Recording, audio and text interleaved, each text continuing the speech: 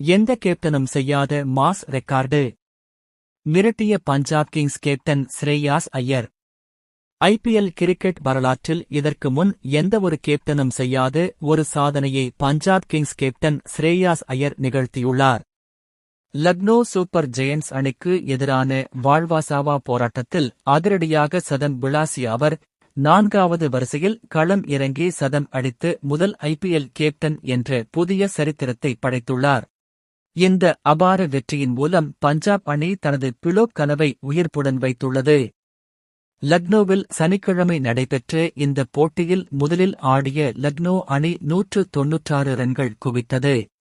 197 ரன்கள் என்ற கடினமான இலக்கை நோக்கி ஆடிய பஞ்சாப் அணி 22 ரன்களுக்கு 2 விக்கெட்டுகளை இழந்து தத்தளித்த போது ஸ்ரேயாஸ் ஐயர் களம் புகுந்தார். மைதானத்தின் நாலாபுறமும் சிக்சர் மழை பொழிந்த அவர் வெறும் 51 பந்துகளில் 101 ரன்கள் விளாசினார். இதில் 11 பவுண்டரிகள் மற்றும் 5 சிக்சர்கள் அடங்கும். இவரது அதிரடியால் பஞ்சாப் அணி 18 ஓவர்களிலேயே இலக்கை எட்டி 7 விக்கெட் வித்தியாசத்தில் அபார வெற்றி பெற்றது. ஐபிஎல் வரலாற்றில் இதற்கு முன்பு 16 முறை கேப்டன்கள் சதம் அடித்துள்ளனர். ஆனால் அவர்கள் அனைவரும் முதல் 3 வரிசை வீரர்களாகவே இருந்துள்ளனர்.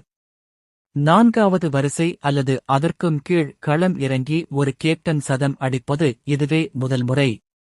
மேலும் ஐபிஎல் வரலாற்றில் இலக்கை துரத்தும் போது சதம் அடித்த 4வது கேப்டன் என்ற பெருமையையும் அவர் பெற்றுள்ளார்.